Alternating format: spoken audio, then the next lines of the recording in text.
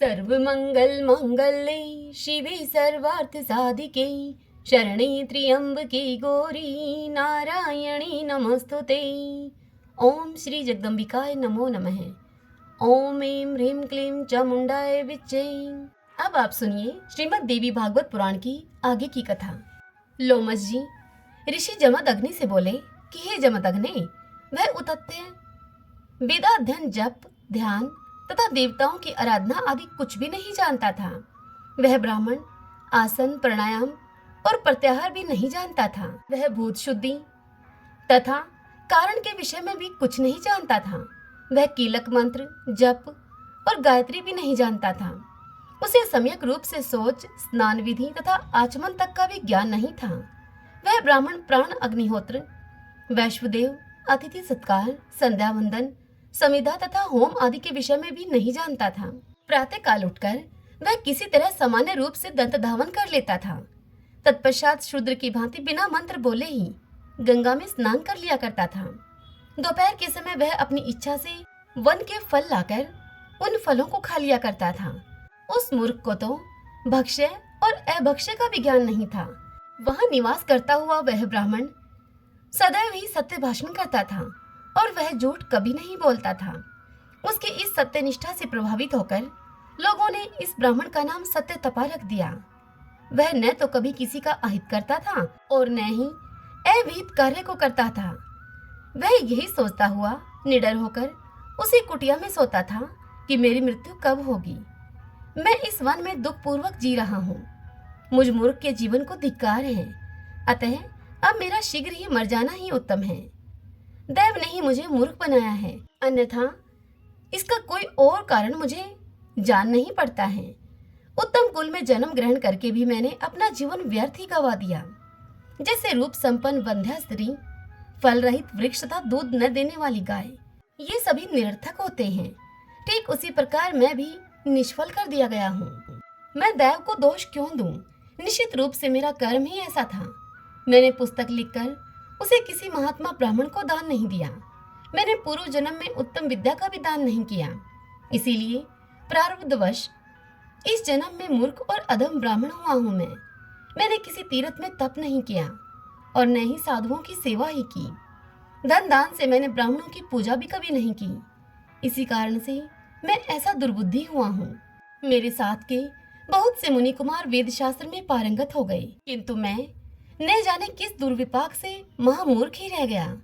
मैं तप करना भी नहीं जानता, तब कौन सी साधना करूं मैं? अब तो मेरा यह सब सोचना भी व्यर्थ है, क्योंकि मेरा भाग्य ही अच्छा नहीं है। मैं भाग्य को ही सर्वोपरि मानता हूँ। निरर्थक पुरुषार्थ को धिक्कार है, क्योंकि परिश्रम से किया गया कार्य भी प्रारब्धवश सर्वथा निष्फल हो जाता है।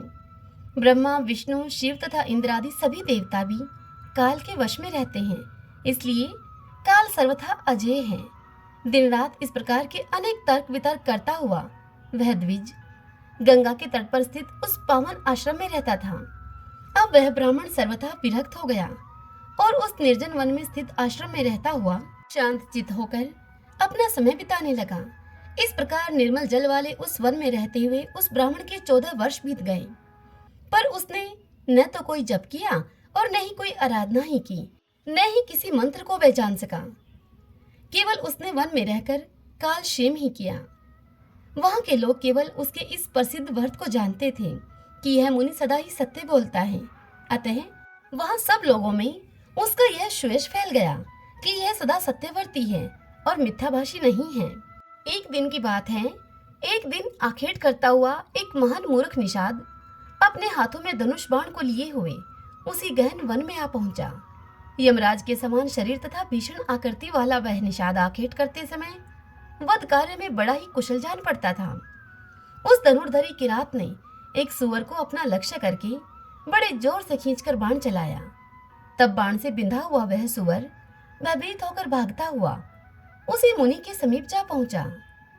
जब वह सुअर आश्रम परिधि में पहुंचा तो भय से वह सुअर कांप रहा था और उस सुअर का शरीर रक्त से लथपथ था।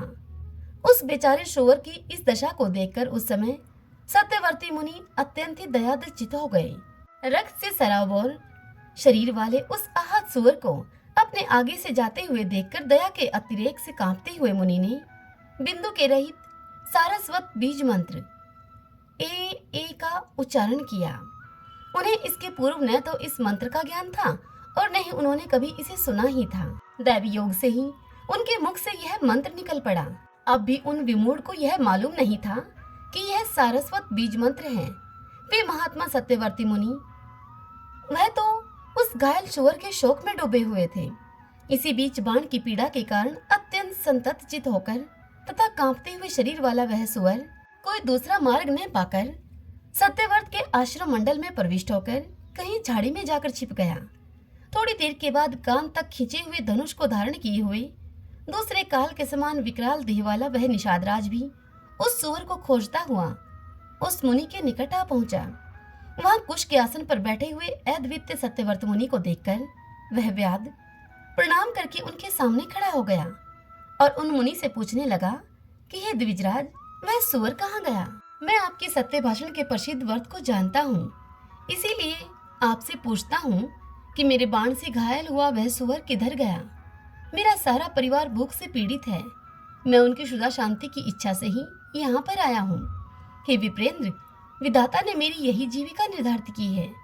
इसके अतिरिक्त मेरा दूसरा कोई साधन नहीं है। यह मैं आपसे सत्य कहता हूँ।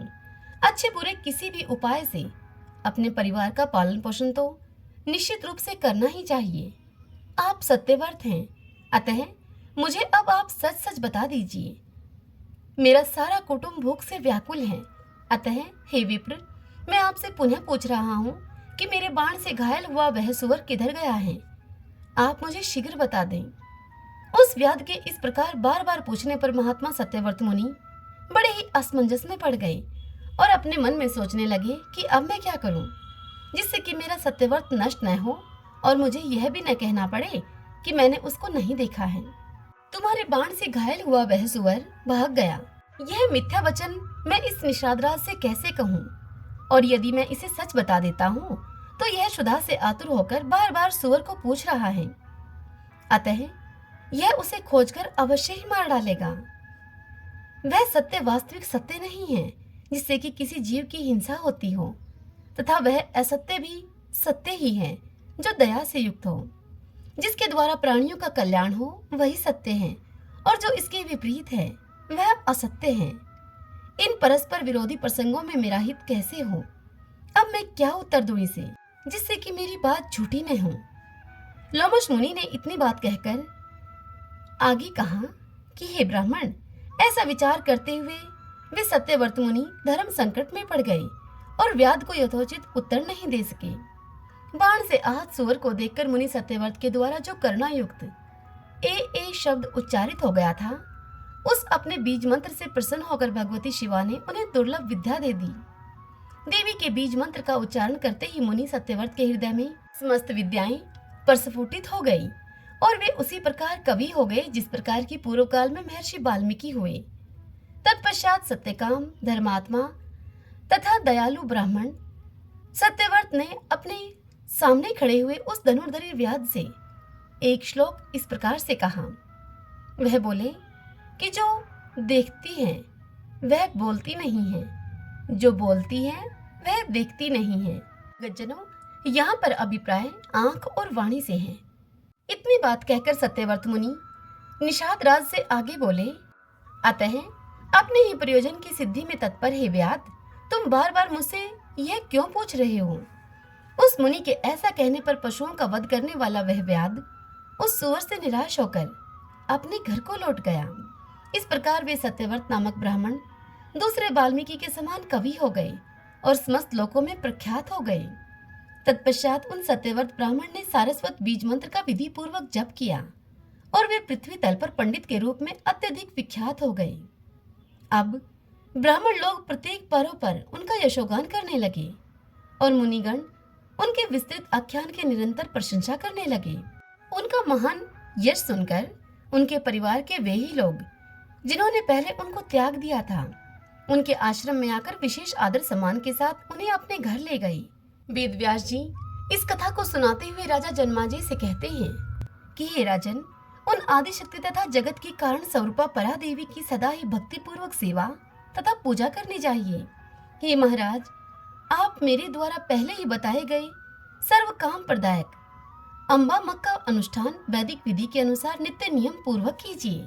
वे भगवती स्मरण करने, पूजा करने, श्रद्धा पूर्वक ध्यान करने, नामों उच्चारण करने और स्तुति करने से परम प्रसन्न होकर सभी इच्छित मनोरथों को पूर्ण कर देती हैं। इसीलिए वे कामदा कही जाती हैं। हे राजन, रुग्ण, दीन, क्षुधा पीड़ित, धनहीन, शठ, दुखी, मूर्ख, शत्रुओं से सदा प्रताड़ित, आज्ञा के अधीन रहने वाले दास, शूद्र, विकल, अशांत, भोजन तथा भोग से अतृप्त, सदा कष्ट में रहने वाले, अजितेंद्रिय, अधिक तृष्णा युक्त, शक्तिहीन तथा सदैव मानसिक रोग से पीड़ित रहने वाले प्राणियों को देखकर बुद्धिमानों को यह अनुमान कर लेना चाहिए कि इन लोगों ने भगवती की सम्यक उपासना नहीं की है। इसी प्रकार वैभव युक्त, पुत्र पौत्र आदि से संपन्न, हर्ष पुष्ट शरीर वाले, भोग युक्त, वेदवादी, राजलक्ष्मी से संपन्न, पराक्रमी, लोगों को अपने वश में रखने वाले, स्वजनों के साथ आनंद पूर्वक रहने वाले तथा समस्त उत्तम लक्षणों से युक्त लोगों को देखकर यह अनुमान कर लेना चाहिए कि इन लोगों ने भगवती की उपासना की है। इस प्रकार पंडित जनों को व्यतिरेक अन्वय के कर्म से यह जान लेना चाहिए कि उपयुक्त दीन आदि लोगों ने सभी मनोरथों को पूर्ण करने वाली शिवा की पूजा नहीं की है तथा उपयुक्त अर्थात विभव युक्त लोगों ने भगवती अम्बा की सर्वदा विधि पूर्वक आराधना की है, जिससे कि ये सभी लोग इस संसार में सुखी हैं। इसमें लेश मात्र भी संदेह नहीं है। व्यास जी इस कथा को सुनाते हुए राजा जनमाजी से कहते हैं कि हे राजन, मैंने नैमिषारण्य तीर्थ में मुनियों के समाज में लोमस ऋषि के मुख से भगवती का यह अति उत्तम महात्म्य सुना। हे राजेंद्र, हे पुरुष श्रेष्ठ, इस पर सम्यक विचार करके परम भक्ति के साथ प्रेम पूर्वक भगवती की सदा ही अर्चना करनी चाहिए। राजा बोले कि हे स्वामिन, अब आप उन देवी के यज्ञ की विधि का पूर्ण रूप से सम्यक वर्णन कीजिए। उसे सुनकर मैं यथाशक्ति प्रमाद रहित होकर वह यज्ञ करूंगा।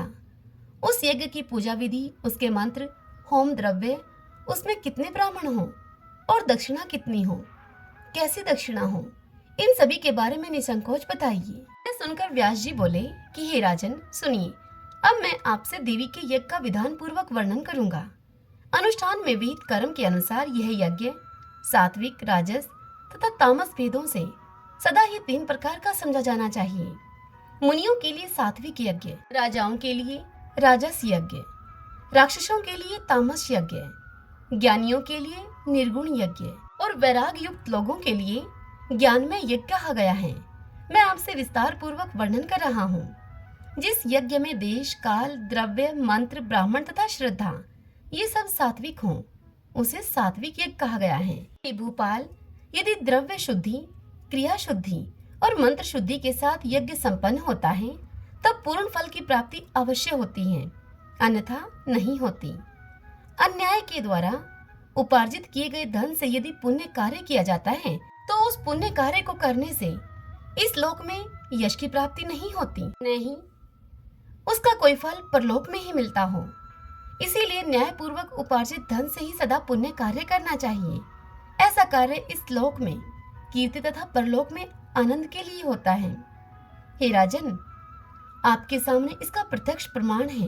पांडवों ने यज्ञों में उत्तम राजसूय यज्ञ किया था, जिसकी समाप्ति पर उन्होंने श्रेष्ठ दक्षिणा भी दी थी। इसमें महामनस्वी यादवेंद्र साक्षात भगवान श्री कृष्ण विद्यमान थे और भारद्वाज आदि पूर्णतः विद्यानिष्ठ ब्राह्मणों ने जिस यज्ञ का संपादन किया था, उस यज्ञ को विधिवत संपन्न करने के पश्चात 1 मास के भीतर ही पांडवों को महान कष्ट प्राप्त हुआ तथा कठोर वनवास को भोगना पड़ा।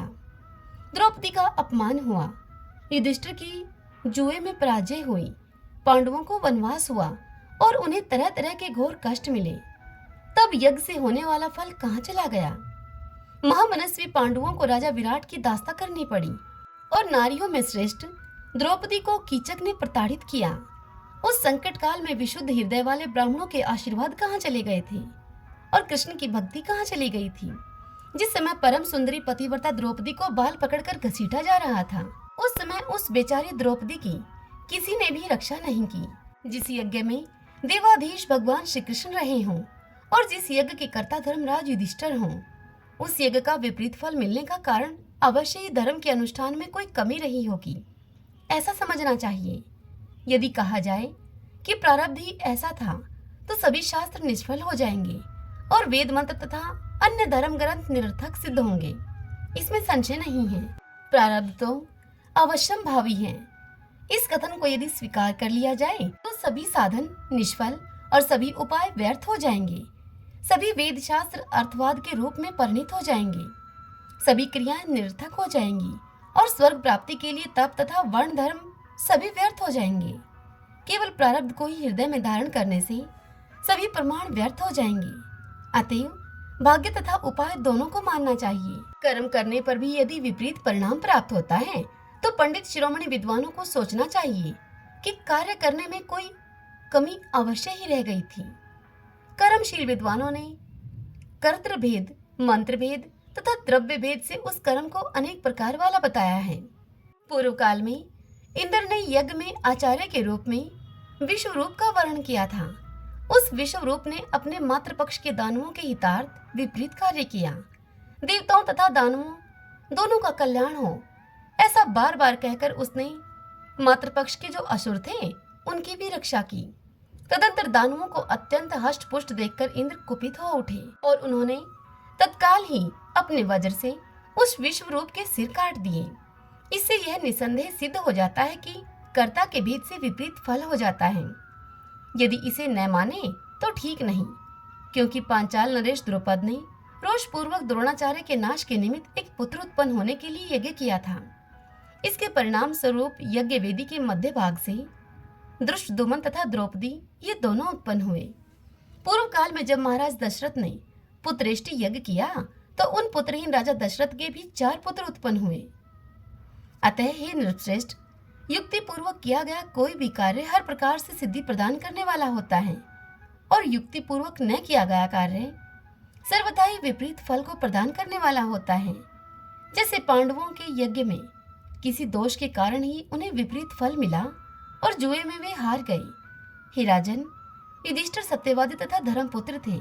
द्रौपदी भी एक पतिव्रता स्त्री थी एवं युधिष्ठिर के अन्य छोटे भाई भी पुण्य आत्मा थे, किंतु अन्यान्य उपार्जित द्रव्यों के उपयोग के कारण उस यज्ञ में वह गुण्य उत्पन्न हुआ अथवा उन्होंने अभिमान पूर्वक यज्ञ किया था जिससे कि दोष उत्पन्न हुआ। हे महाराज, सात्विक यज्ञ तो अत्यंत ही दुर्लभ माना गया है। वह महायज्ञ केवल वानप्रस्थ मुनियों के लिए ही विहित है।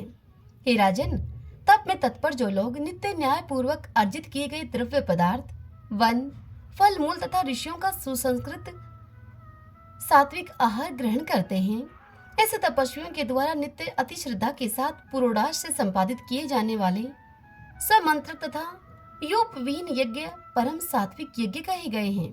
जिस यज्ञ में अधिक धन का व्यय किया जाता है, जिसमें पशु बलि के लिए सुंदर यूप गाड़े जाते हैं तथा जो अभिमान के साथ किए जाते हैं, क्षत्रियों तथा वैश्यों के द्वारा संपादित किए जाने वाले वे यज्ञ राजस यज्ञ कहे गए हैं।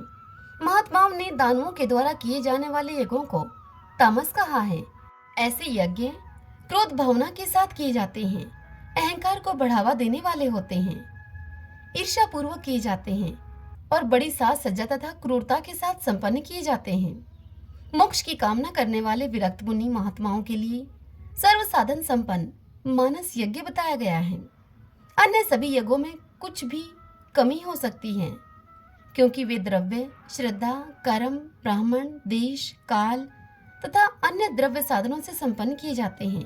अतः अन्य यज्ञ वैसा पूर्ण नहीं होता जैसा कि मानस यज्ञ सदैव पूर्ण हो जाता है। इस यज्ञ के लिए सर्वप्रथम मन को परिशुद्ध तथा गुण से रहित बनाना चाहिए। मन के शुद्ध हो जाने पर शरीर की शुद्धि स्वतः हो जाती है, इसमें संशय नहीं है। जब मनुष्य का मन इंद्रियों के विषयों का परित्याग करके पवित्र हो जाता है, तभी वह उस मानस यज्ञ को करने का अधिकारी होता है। तत्पश्चात वह अपने मन में पवित्र यज्ञीय वृक्षों से निर्मित अनेक सुंदर सुंदर स्तंभों से अलंकृत तथा अनेक योजन विस्तार वाले यज्ञ मंडप की रचना करके उसमें मन ही मन एक विशाल यज्ञ वेदी की कल्पना करे और उस पर मानसिक अग्नि की विधि पूर्वक स्थापना करे। उसी प्रकार मन में ब्राह्मणों का वर्ण करके ब्रह्मा, अध्वर्यु, होता, प्रस्तोता, उद्गाता, प्रतिहर्ता तथा अन्य सभासदों को नियुक्त करके युद्धोचित रूप से प्रतन पूर्वक मन से उनकी पूजा करनी चाहिए। प्राण, अपान, व्यान, समान तथा उदान इन पांचों अग्नियों को यज्ञ वेदी पर विधान पूर्वक स्थापित करना चाहिए। उसमें प्राण को ग्रहपत्य अग्नि, अपान को आह्वानीय अग्नि, व्यान को दक्षिणाग्नि, समान को अवस्था अग्नि और उदान को सभ्य अग्नि कहा गया है। ये पांचों परम तेजस्वी हैं। इस यज्ञ में मानसिक रूप से ही दोष रहित तथा परम पवित्र सामग्रियों की भी कल्पना करनी चाहिए। इस यज्ञ में होता तथा यजमान दोनों के रूप में मन ही होता है। निर्गुण तथा अविनाशी ब्रह्मा इस यज्ञ में अधिदेवता होते हैं। निर्गुणा पराशक्ति सभी फलों को प्रदान करने वाली है। उन वैराग्यदायिनी, कल्याणकारिणी ब्रह्म विद्या समस्त जगत की आधार स्वरूपा तथा जगत को व्याप्त करके सर्वत्र विराजमान रहने वाली आदिशक्ति स्वरूपा भगवती को प्रसन्न करने के उद्देश्य से द्विज को मनः कल्पित हवन सामग्रियों की आहुति अपने प्राण रूपी अग्नि में देनी चाहिए। हे प्रभु, मानस हवन के पश्चात अपने मन को अवलंबन रहित करके कुंडलिनी के मुख मार्ग से अर्थात सुषुम्ना रंध्र के द्वारा शाश्वत ब्रह्मा में अपने प्राणों की भी आहुति दे देनी चाहिए। अपनी अनुभूति से स्वयं का साक्षात्कार करके तथा महेश्वरी को अपनी आत्म स्वरूपा जानकर समाधि योग से शांत चित्त होकर ध्यान करना चाहिए। इस प्रकार जब वह साधक सभी प्राणियों में अपने आप को तथा अपने में सभी प्राणियों को देखने लगता है, तब वह भूतात्मा कल्याण स्वरूपा भगवती का दर्शन प्राप्त कर लेता है और उन सच्चिदानंद स्वरूपिणी उनका दर्शन करके ब्रह्म ज्ञानी हो जाता है। हे भोपाल, तब उसका सब मायाजनित प्रपंच जलकर भस्म हो जाता है और केवल प्रारब्ध कर्म का भोग करने के लिए ही शरीर रहता है उसका। हे तात, तब वह जीवन मुक्त हो जाता है और मृत्यु के उपरांत मोक्ष को प्राप्त करता है। जो भगवती को भजता है वह सब प्रकार से कृत्य कृत्य हो जाता है। इसीलिए गुरु के वचनों के अनुसार संपूर्ण प्रयत्न के साथ श्री भुवनेश्वरी भगवती का ध्यान, उनके चरित्र का श्रवण तथा मनन करना चाहिए। हे राजन, इस प्रकार किया हुआ यज्ञ मोक्षप्रद होता है, इसमें तनिक भी संदेह नहीं। इसके अतिरिक्त अन्य सकाम यज्ञ विनाशोन्मुख होते हैं। मनीषी विद्वान यह वेद अनुशासन बताते हैं। वे कहते हैं कि स्वर्ग की इच्छा वाले को विधि पूर्वक अग्निष्ठोम यज्ञ करना चाहिए। मेरी समझ से पुण्य क्षीण होने पर पुनः उन्हें मृत्युलोक में ही आना पड़ता है। अतः अक्षय फल वाला वह मानस यज्ञ ही श्रेष्ठ है। विजय की इच्छा रखने वाला राजा इस मानस यज्ञ को संपन्न नहीं कर सकता। हे राजन, अभी कुछ ही समय पूर्व आपने तामस सर्प यज्ञ किया था, जिससे कि आपने दुरात्मा तक्षक से वैर का बदला चुकाया था और उस यज्ञ में आपने करोड़ों सर्पों को अग्नि में जलाकर मार डाला था। हे नृपश्रेष्ठ, अब आप विधि पूर्वक विस्तृत देवी यज्ञ कीजिए, जिसे कि पूर्व काल में सृष्टि के आरंभ में भगवान विष्णु ने किया था। हे राजेंद्र, मैं आपको उसकी विधि बता रहा हूँ, आप वैसा यज्ञ कीजिए। हे राजेंद्र, आपके यहाँ वेदों के पूर्ण ज्ञाता, विधि को जानने वाले, देवी के बीज मंत्र के विधान के जानकार तथा मंत्र मार्ग के विद्वान अनेक ब्राह्मण हैं। वे ही उस यज्ञ में आपके याजक होंगे और आप यजमान बनेंगे। हे महाराज जन्माजय, इस प्रकार आप विधिवत देवी यज्ञ करके उस यज्ञ में मिले हुए पुण्य को अर्पित करके अपने दुर्गति प्राप्त पिता का उद्धार कीजिए। ब्राह्मण के अपमान से होने वाला पाप बड़ा भयंकर और नरकदायक होता है। हे अनग, आपके पिता वैसे ही शाप जनित दोष से ग्रस्त हो चुके हैं। साथ ही सांप के काटने से महाराज की अकाल मृत्यु हुई है। भूमि पर बिछे हुए कुछ आसन पर नहीं, अपितु आकाश में उनका मरण हुआ है। उनकी मृत्यु न तो रणस्थल में हुई है और न ही गंगा तट पर ही, अपितु हे कुरुश्रेष्ठ, आपके पिता बिना स्नान और दान आदि किए हुए ही महल में ही मर गए। हे नृपश्रेष्ठ, ये सब कुत्सित साधन नरक के हेतु हैं। राजा के लिए नरक से बचने का एक उपाय था, किंतु वह अत्यंत दुर्लभ उपाय भी उनसे न बन सका। जहाँ कहीं भी प्राणी स्थित रहे, काल को समीप आया जानकर साधनों के अभाव में भी अत्यंत कष्ट के कारण विवश हुआ। वह जब हृदय में वैराग्य भाव आ जाए, तब निर्मल मन से यह सोचने लगे कि यह शरीर तो पृथ्वी, जल, आकाश, अग्नि और वायु, इन पंचभूतों से निर्मित है, तब फिर यह मेरे लिए क्या दुखदायी हो सकता है। यह देह अभी नष्ट हो जाए। मैं तो मुक्त, निर्गुण तथा अविनाशी हूँ। ये पंच तत्व तो विनाशील हैं, तब इनके लिए मुझे चिंता ही क्या है। संसारी जीव नहीं हूँ मैं। इस देह से मेरा संबंध केवल कर्म भोग के कारण ही है। शरीर के द्वारा किए गए उन सभी शुभाशुभ कर्मों का मेरा बंधन तो छूट चुका है, क्योंकि मनुष्य शरीर से मैंने दुख तथा सुख का भोग लिया है। और इस अत्यंत भयानक, घोर तथा भीषण सांसारिक कष्ट से मैं सर्वथा विमुक्त हूँ। इस प्रकार का चिंतन करता हुआ पुरुष यदि स्नान दान रहित भी मृत्यु को प्राप्त करता है, तो भी वह पुनः जन्म लेने के दुख से छूट जाता है। यह सर्वोत्कृष्ट साधन कहा गया है, जो योगियों के लिए भी दुर्लभ है। हे नृपसतम, आपके पिता ने ब्राह्मण के द्वारा दिए गए उस श्राप को सुनकर भी अपने शरीर के प्रति मोह रखा और वैराग्य का आश्रय नहीं लिया उन्होंने। हे राजन, उनकी यह प्रबल इच्छा थी कि मेरा यह शरीर सदा ही निरोग रहे, मैं निष्कंटक राज्य करता रहूं और चिरकाल तक कैसे जीता रहूं। इस भावना से उन्होंने सचिवों को आज्ञा दी कि सर्प विष उतारने का मंत्र जानने वालों को तुम शीघ्र बुलाओ। राजा ने औषध, मणि, मंत्र और उत्तमों उत्तम यंत्रों का संग्रह किया और वे एक ऊंचे महल पर आरूढ़ हो गए। उस समय उन्होंने न तो स्नान किया और न ही दान किया और न ही भगवती का स्मरण ही किया। दैव को प्रधान मानकर वे भूमि पर भी नहीं सोए। कली के प्रभाव के कारण एक तपस्वी के प्रति अपमानजन्य पाप करके घोर मोहरूपी सागर में डूबकर महल के ऊपर सर्प के डसने से वे मर गए। ऐसे आचरण से अवश्य ही नरक होता है, अर्थात नरक मिलता है। इसलिए हे नृपश्रेष्ठ, अपने उन पिता परीक्षित का पाप से उद्धार करो तुम। सूत जी मुनियों से इस कथा को सुनाते हुए आगे कहते हैं कि हे ऋषिगण, अमित तेजस्वी व्यास जी का यह वचन सुनकर महाराज जन्मेजय बड़े ही दुखी हुए और अश्रु प्रवाह के कारण उनका कंठ रुंध गया। मन में वे पश्चाताप करते हुए कहने लगे कि आज मेरे इस जीवन को धिक्कार है, जो कि मेरे पिता नरक में पड़े हैं। इसलिए अब मैं ऐसा उपाय करता हूँ जिससे कि उत्तरातन्य राजा परीक्षित स्वर्ग को चले जाएं। ओम नमः चंडिकाय। भक्तजनों, आज की यह कथा बस यहीं तक।